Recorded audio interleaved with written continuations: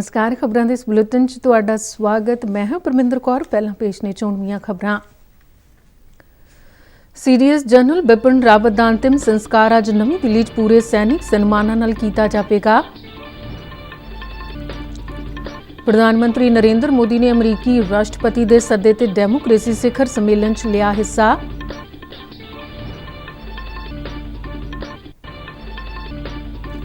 केंद्रीय वित्त मंत्री निर्मला सीतारमण वालों विश्व पद्धरी अर्थव्यवस्था च सुधार लियाउण लई सरमाएकारी नवाचार अते वित्ती संस्थावां दी मदद करन दी लोड़ ते जोर।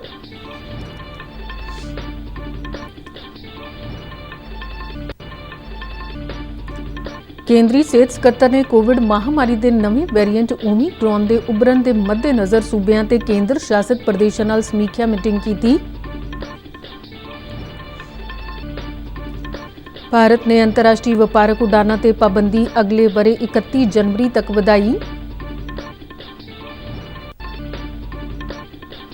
पंजाब मंत्रिमंडल वालों बिजली दीयां घटाईयां गईयां दरां इस महीने की बजाय पिछले महीने तो लागू करन दा फैसला। ते हुण खबरां विस्तार नाल। तमिलनाडु हैलीकाप्टर हादसे च जान गवाउण वाले सीडीएस जनरल बिपिन रावत दा अज पूरे फौजी सन्मानां नाल नवी दिल्ली के बराड़ स्क्वेयर शमशान घाट विच अंतिम संस्कार किया जावेगा। इस तो पहलां जनरल रावत की मृतक देह नूं श्रद्धांजलि भेंट करन लई उन्हां दी कामराज मार्ग स्थित रिहाइश ते रखिया जावेगा अते बाद विच अंतिम संस्कार लई बराड़ स्क्वेयर शमशान घाट लिजाया जावेगा। जनरल रावत, उन्हां दी पत्नी मधुलिका रावत अते 11 होर फौजियां दीयां मृतक देहां कल शाम हवाई फौज के एक विशेष जहाज राही दिल्ली के पालम हवाई अड्डे ते लिआंदियां गईयां सन, जिथे प्रधानमंत्री नरेंद्र मोदी, रक्षा मंत्री राजनाथ सिंह अते कौमी सुरक्षा सलाहकार अजीत डोभाल ने उन्हां नूं श्रद्धांजलियां दित्तियां। हवाई अड्डे ते मृतकां दे परिवारक मैंबर भी हाज़र सन ते उन्हां ने भी निक्कियां श्रद्धांजलियां दित्तियां। हैलीकाप्टर हादसे च जनरल बिपिन रावत नाल अपनी जान गवाउण वाले ब्रिगेडियर LS लिद्दड़ दा दिल्ली कैंट दे बराड़ स्क्वेयर शमशान घाट विच अंतिम संस्कार किया जा रहा है। इस तो पहलां उन्हां दी मृतक देह ते सैनिक अधिकारियों वालों फुल मालावां भेंट करके उन्हां नूं श्रद्धांजलि दित्ती गई।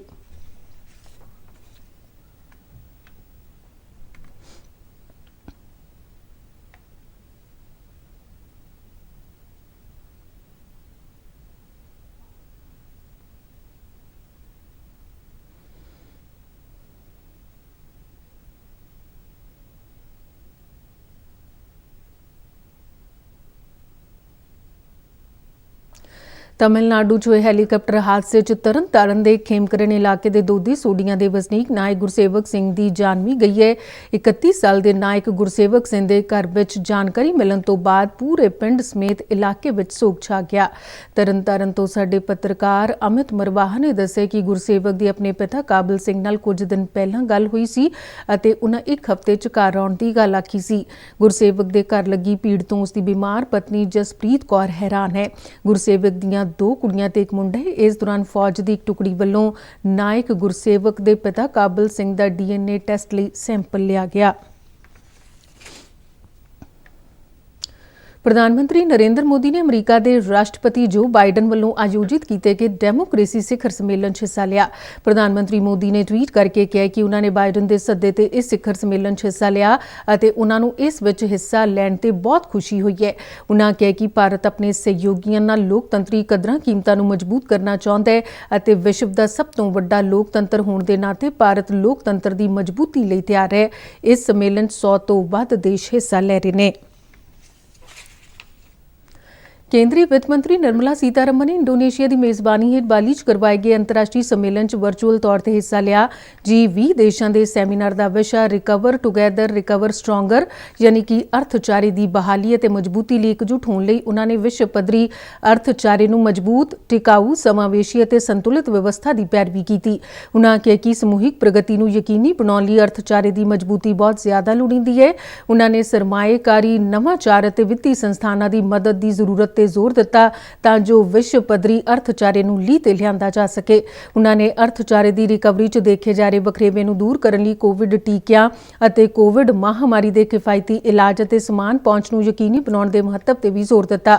ਉਨ੍ਹਾਂ ਦੱਸਿਆ ਕਿ ਭਾਰਤ ਨੇ ਹੁਣ ਤੱਕ 1.25 ਅਰਬ ਤੋਂ ਵੱਧ ਖੁਰਾਕਾਂ ਦਾ ਪ੍ਰਬੰਧ ਕੀਤਾ ਤੇ 90 ਤੋਂ ਵੱਧ ਦੇਸ਼ਾਂ ਨੂੰ 7 ਕਰੋੜ 20 ਲੱਖ ਤੋਂ ਵੱਧ ਟੀਕੇ ਦੀਆਂ ਖੁਰਾਕਾਂ ਸਪਲਾਈ ਕੀਤੀਆਂ ਨੇ।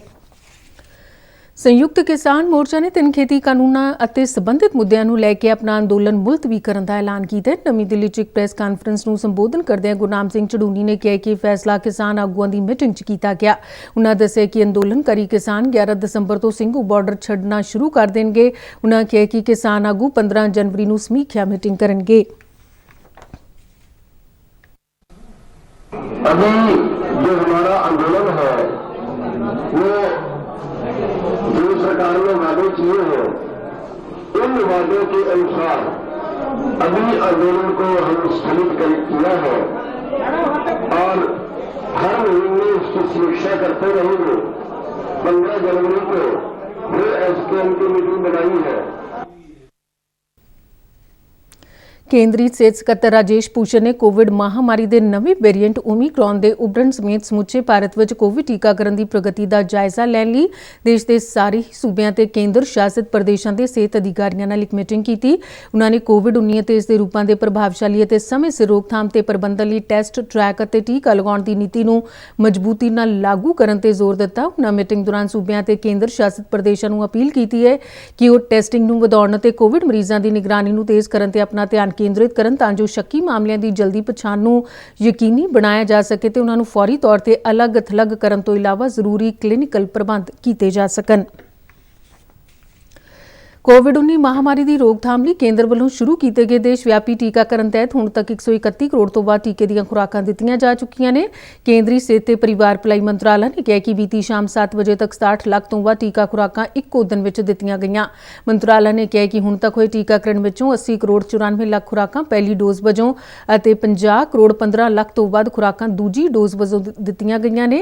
ਮੰਤਰਾਲਾ ਨੇ ਕਿਹਾ ਕਿ ਇਸ ਮੁਹਿੰਮ ਦੇ ਇੱਕ ਹਿੱਸੇ ਵਜੋਂ ਕੇਂਦਰ ਵੱਲੋਂ ਸੂਬਿਆਂ ਅਤੇ ਕੇਂਦਰ ਸ਼ਾਸਿਤ ਪ੍ਰਦੇਸ਼ਾਂ ਨੂੰ ਕੋਵਿਡ ਟੀਕੇ ਮੁਫਤ ਉਪਲਬਧ ਕਰਵਾਏ ਜਾ ਰਹੇ ਨੇ। ਭਾਰਤ ਨੇ ਕੋਵਿਡ-19 ਮਹਾਮਾਰੀ ਦੇ ਮੱਦੇਨਜ਼ਰ ਅੰਤਰਰਾਸ਼ਟਰੀ ਵਪਾਰਕ ਉਡਾਨਾਂ ਤੇ ਲਗਾਈ ਗਈ ਪਾਬੰਦੀ ਅਗਲੇ ਸਾਲ 31 ਜਨਵਰੀ ਤੱਕ ਵਧਾ ਦਿੱਤੀ ਹੈ। ਸ਼ਹਿਰੀ ਹਵਾਬਾਜ਼ੀ ਬਾਰੇ ਡਾਇਰੈਕਟੋਰੇਟ ਜਨਰਲ ਦੇ ਦਫ਼ਤਰ ਵੱਲੋਂ ਦਿੱਤੀ ਗਈ ਜਾਣਕਾਰੀ ਅਨੁਸਾਰ ਇਹ ਪਾਬੰਦੀ ਅੰਤਰਰਾਸ਼ਟਰੀ ਕਾਰਗੋ ਸੰਚਾਲਨ ਅਤੇ DGCA ਵੱਲੋਂ ਵਿਸ਼ੇਸ਼ ਤੌਰ ਤੇ ਪ੍ਰਮਾਣਿਤ ਹਵਾਈ ਉਡਾਨਾਂ ਤੇ ਲਾਗੂ ਨਹੀਂ ਹੋਵੇਗੀ। ਹਾਲਾਂਕਿ ਸਮਰੱਥ ਅਥਾਰਟੀ ਵੱਲੋਂ ਮਾਮਲਿਆਂ ਦੇ ਆਧਾਰ ਤੇ ਚੁਣੇ ਹੋਏ ਰੂਟਾਂ ਤੇ ਅੰਤਰਰਾਸ਼ਟਰੀ ਉਡਾਨਾਂ ਦੀ ਇਜਾਜ਼ਤ ਦਿੱਤੀ ਜਾ ਸਕਦੀ ਹੈ। ਇਸ ਤੋਂ ਪਹਿਲਾਂ ਕੇਂਦਰ ਨੇ 15 ਦਸੰਬਰ ਤੋਂ ਇਹਨਾਂ ਉਡਾਨਾਂ ਨੂੰ ਸ਼ੁਰੂ ਕਰਨ ਦਾ ਫੈਸਲਾ ਕੀਤਾ ਸੀ, ਪਰ ਬਾਅਦ ਵਿੱਚ ਕੋਵਿਡ-19 ਮਹਾਮਾਰੀ ਦੇ ਨਵੇਂ ਵੇਰੀਐਂਟ ਓਮੀਕਰੌਨ ਦੇ ਖਤਰੇ ਨੂੰ ਦੇਖਦਿਆਂ ਇਹ ਫੈਸਲਾ ਵਾਪਸ ਲਿਆ ਗਿਆ। ਪੰਜਾਬ ਕੈਬਨਿਟ ਨੇ ਸੂਬੇ 'ਚ ਬਿਜਲੀ ਦੀਆਂ ਘਟਾਈਆਂ ਦਰਾਂ ਪਿਛਲੇ ਮਹੀਨੇ 1 ਨਵੰਬਰ ਤੋਂ ਲਾਗੂ ਕਰਨ ਦਾ ਫੈਸਲਾ ਲਿਆ ਹੈ। ਚੰਡੀਗੜ੍ਹ 'ਚ ਮੁੱਖ ਮੰਤਰੀ ਚਰਨਜੀਤ ਸਿੰਘ ਚੰਨੀ ਦੀ ਪ੍ਰਧਾਨਗੀ ਹੇਠ ਹੋਈ ਕੈਬਨਿਟ ਦੀ ਮੀਟਿੰਗ 'ਚ ਲਏ ਗਏ ਇਸ ਫੈਸਲੇ ਨਾਲ ਸਰਕਾਰੀ ਖਜ਼ਾਨੇ ਤੇ 151 ਕਰੋੜ ਰੁਪਏ ਦਾ ਵਾਧੂ ਭਾਰ ਪਵੇਗਾ। ਮੁੱਖ ਮੰਤਰੀ ਦਫ਼ਤਰ ਦੇ ਇੱਕ ਬੁਲਾਰੇ ਨੇ ਕਿਹਾ ਕਿ ਘਟੀਆਂ ਬਿਜਲੀ ਦਰਾਂ ਪਹਿਲਾਂ ਇਸ ਮਹੀਨੇ ਦੀ 1 ਤਾਰੀਖ ਤੋਂ ਲਾਗੂ ਕੀਤੀਆਂ ਜਾਣੀਆਂ ਸਨ। ਕੈਬਨਿਟ ਨੇ ਸਥਾਨਕ ਸਰਕਾਰਾਂ ਵਿਭਾਗ 'ਚ ਕੰਮ ਕਰਦੇ ਸਫਾਈ ਸੇਵਕਾਂ ਤੇ ਸੀਵਰੇਜ ਮੈਨਾਂ ਦੀਆਂ ਸੇਵਾਵਾਂ ਵੀ ਰੈਗੂਲਰ ਕਰਨ ਦੀ ਤਜਵੀਜ਼ ਨੂੰ ਪ੍ਰਵਾਨਗੀ ਦੇ ਦਿੱਤੀ ਹੈ।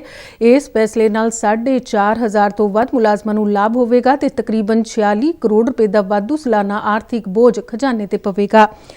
ਕੈਬਨਿਟ ਨੇ ਸਾਰੇ ਹੀ ਵਿਭਾਗਾਂ ਸਮੇਤ ਬੋਰਡਾਂ, ਨਿਗਮਾਂ, ਅਥਾਰਟੀਆਂ ਤੇ ਅਰਧ ਸਰਕਾਰੀ ਅਦਾਰਿਆਂ ਨੂੰ ਸਿੱਧੀ ਭਰਤੀ ਲਈ ਪੰਜਾਬੀ ਭਾਸ਼ਾ ਦੀ ਯੋਗਤਾ ਲਾਜ਼ਮੀ ਬਣਾਉਣ ਲਈ ਸੇਵਾ ਨਿਯਮਾਂ 'ਚ ਸੋਧ ਕਰਨ ਦੀ ਹਦਾਇਤ ਦਿੱਤੀ ਹੈ। ਇੱਕ ਹੋਰ ਲਏ ਗਏ ਫੈਸਲੇ ਅਨੁਸਾਰ ਸੂਬੇ 'ਚ ਪਾਣੀ ਦੇ ਤਕਰੀਬਨ 500 ਕਰੋੜ ਰੁਪਏ ਦੇ ਬਕਾਇਆ ਬਿੱਲਾਂ ਨੂੰ ਮਾਫ ਕਰਨ ਦੀ ਤਜਵੀਜ਼ ਨੂੰ ਵੀ ਪ੍ਰਵਾਨਗੀ ਦਿੱਤੀ ਗਈ ਹੈ। ਕੈਬਨਿਟ ਨੇ ਗੁਲਾਬੀ ਸੁੰਡੀ ਨਾਲ ਪ੍ਰਭਾਵਿਤ ਕਪਾਹ ਦੀ ਫਸਲ ਤੇ ਦਿੱਤਾ ਜਾਣ ਵਾਲਾ ਮੁਆਵਜ਼ਾ 12,000 ਤੋਂ ਵਧਾ ਕੇ 17,000 ਪ੍ਰਤੀ ਏਕੜ ਕਰ ਦਿੱਤਾ ਹੈ। ਸ਼੍ਰੀ ਗੁਰੂ ਗੋਬਿੰਦ ਸਿੰਘ ਜੀ ਦੇ ਛੋਟੇ ਸਾਹਿਬਜ਼ਾਦੇ ਬਾਬਾ ਜੋਰਾਵਰ ਸਿੰਘ, ਬਾਬਾ ਫਤਿਹ ਸਿੰਘ ਤੇ ਮਾਤਾ ਗੁਜਰੀ ਜੀ ਦੀ ਲਾਸਾਨੀ ਸ਼ਹਾਦਤ ਦੀ ਯਾਦ ਵਿੱਚ 25 ਤੋਂ 27 ਦਸੰਬਰ ਤੱਕ ਹੋਣ ਵਾਲੀ ਸ਼ਹੀਦੀ ਸਭਾ ਦੌਰਾਨ ਦੇਸ਼ ਵਿਦੇਸ਼ ਤੋਂ ਵੱਡੀ ਗਿਣਤੀ 'ਚ ਆਉਣ ਵਾਲੇ ਸ਼ਰਧਾਲੂਆਂ ਦੀ ਸਹੂਲਤ ਲਈ ਫਤਿਹਗੜ੍ਹ ਸਾਹਿਬ ਪ੍ਰਸ਼ਾਸਨ ਵੱਲੋਂ ਆਵਾਜਾਈ ਲਈ ਬਦਲਵੇਂ ਪ੍ਰਬੰਧ ਕੀਤੇ ਗਏ ਨੇ।